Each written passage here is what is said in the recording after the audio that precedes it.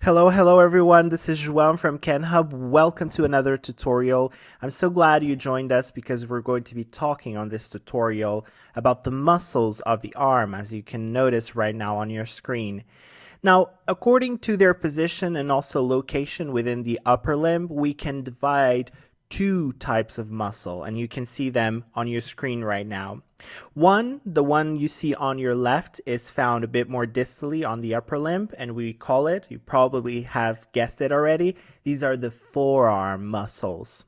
On the other hand, you have on your right side an image showing part of the muscles that we're going to be talking about today on this tutorial, and these are the arm muscles, which are found a bit more proximally on the limb. Now, as I mentioned on this tutorial, we will be focusing on the arm muscles, which are positioned within the arm region, within the upper arm region, more specifically around the humerus. Now, we're going to be focusing on origin and insertion and also innervation of these muscles. And we're not going to define them or include in this group specifically based on their function, because if we look at the function of muscles that work on movements of the arm, of course we could have a larger list. But for this reason, for the fact that we're just going to focus on location, then we're going to define four muscles. And the four muscles are the biceps brachii, the triceps brachii, the brachialis, and finally we're going to look at a very small muscle but needs some attention as well, known as the anconeus muscle. Now let's talk about the very first muscle here on our list, the biceps brachii, seen here highlighted in green. And when we talk about the surface anatomy of the interior side of the upper arm, this is essentially defined or formed by the biceps, because the biceps is a large and thick muscle that definitely defines the interior portion of the upper arm. Now, also important to mention that it has two origin points or two heads, one that is known as the long head, and of course the opposite would be a short head. So we have two origin points for the biceps brachii that we're going to look at right after. Also important to mention that these origin points are covered right here by the deltoid, so it's really hard to feel them on your body, or even impossible, because the deltoid is covering them. But right here at the crook of your arm, you have the insertion point of the biceps, which you can feel especially when the muscle is contracted. Let's start by covering the origin point of the long head of the biceps. Now, there is only one origin that you need to remember, and this is the supraglenoid tubercle of the scapula.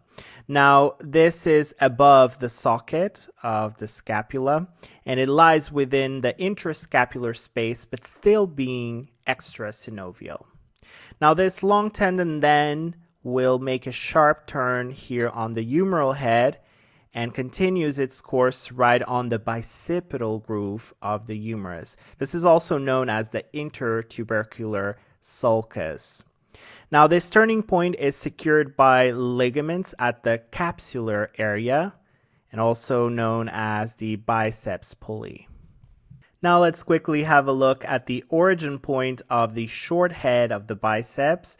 Now, in terms of origin, you need to remember one, and this is the coracoid process of the scapula, right about here. Also, it's important to mention that this is where it partially blends, or this muscle's tendon is going to partially blend with the origin tendon of the coracobrachialis, another muscle that will be originating from the coracoid process. Now let's talk about the insertion point of the biceps brachii. Well, as you notice, the long head and also the short head of this muscle will unite into this larger belly, as you can see here, which will then have a common tendon that inserts on the what is known here as the radial tuberosity. So this is the bony point for insertion of the biceps brachii. But keep in mind that there is a fibrous membrane that emerges from the distal part of the muscle, this portion right here, you can see it. And this is known as the bicipital aponeurosis, which inserts at the deep fascia of the forearm. So this is also another insertion point that you can consider for the biceps brachii. Now, the last topic that we need to cover about the biceps brachii, what you need to know is about the innervation of this muscle. Now, and in terms of innervation, this muscle is supplied by the musculocutaneous nerve, C5 through C6, which is a branch of the brachial plexus. Now, moving on to the second muscle in our list, the triceps brachii, which is a large three-headed muscle, very important. It has 3 origin points, which you find also on the upper arm. But this time we're looking at the dorsal portion of the upper arm, because due to its superficial course, the triceps determines the contour of the dorsal upper arm. Now, these 3 heads that we're going to talk about, the origin points, are the long head, as you can see here. You can also find a medial head right about here, and then a third head, the lateral head.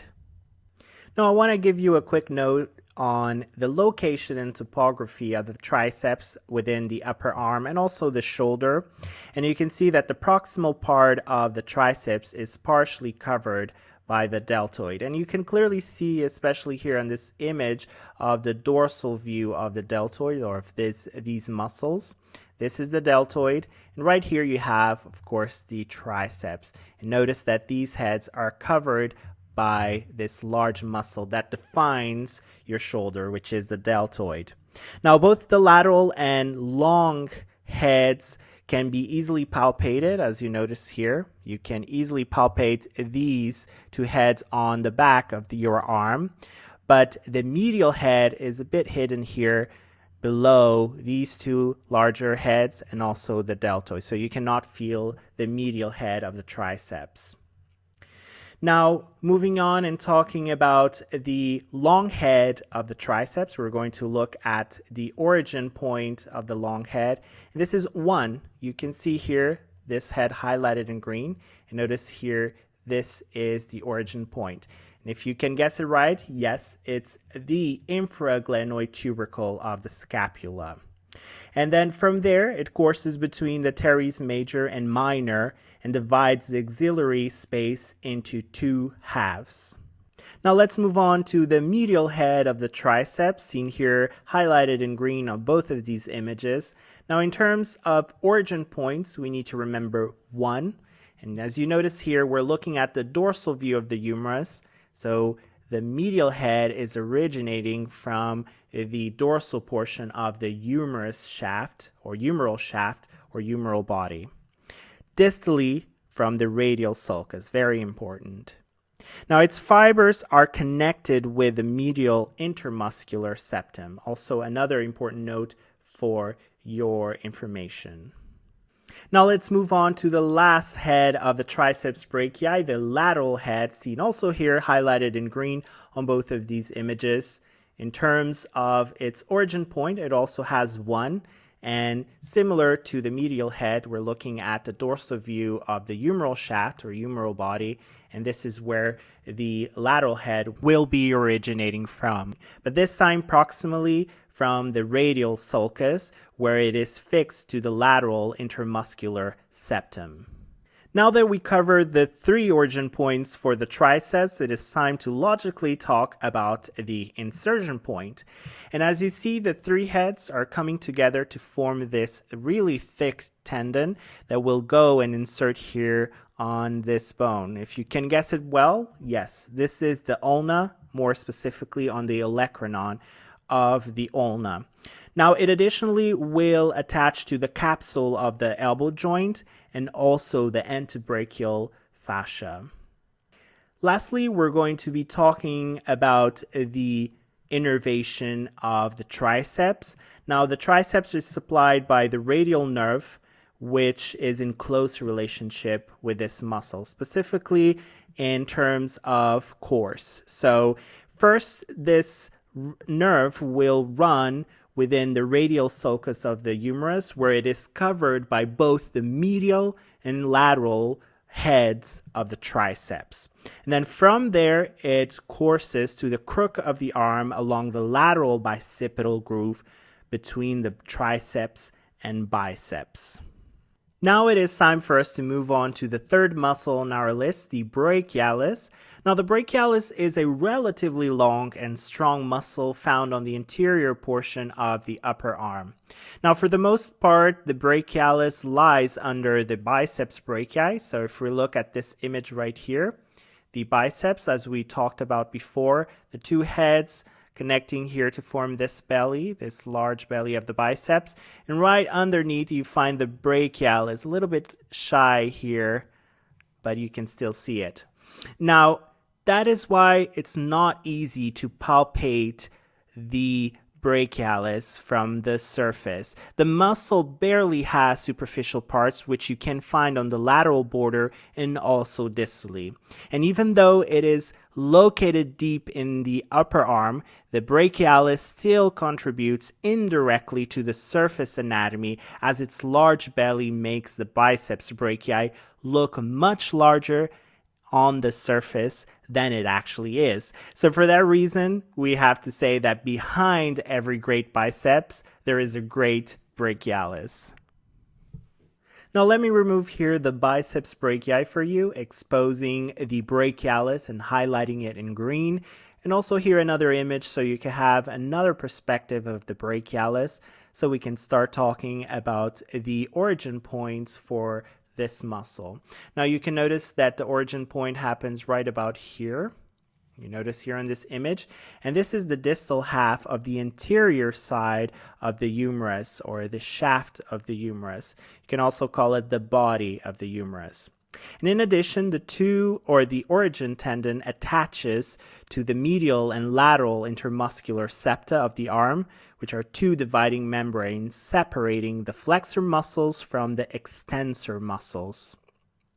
Now, let's talk about the insertion point of the brachialis. There is one that you need to remember that happens right about here. You can notice right here, the bony insertion point, and it happens distally, where the muscle inserts at the tuberosity of the ulna, where its fibers also connected to the joint capsule. In terms of innervation of the brachialis, the nerve supply comes from the musculocutaneous nerve, C5 to C7. However, in 70 to 80% of the people, the muscle has what is called as double innervation with the radial nerve. Moving on to the last muscle on our list, this is the anconeus muscle, which is a small triangular shaped muscle that you find around the elbow region. And the muscle lies superficially and can be easily palpated at the dorsal lateral side of the forearm near your elbow. Now, in terms of the origin points for the anconeus muscle, it originates at the dorsal side of the lateral epicondyle of the humerus, as you can see here clearly. This is the origin point of the anconeus muscle, and the fibers of the origin tendon are further attached to the dorsal joint capsule.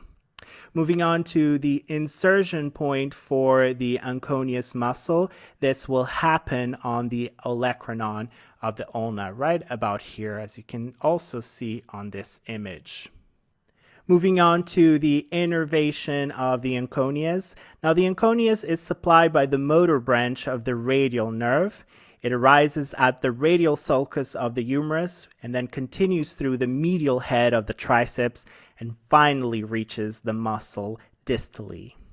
So I would like to complete this tutorial with an important note that you may add to your own notes about the anconeus and the triceps. Now, both morphologically and functionally, these muscles not only are innervated by the same nerve, but they are also very often found either partially or completely blended together. So sometimes we may consider the triceps and the anconeus muscle as one. Now that you just completed this video tutorial, that is time for you to continue your learning experience by testing and also applying your knowledge. There are 3 ways you can do so here at KenHub. The first one is by clicking on our Start Training button. The second one is by browsing through our related articles library. And the third one is by checking out our atlas. Now, good luck everyone, and I will see you next time.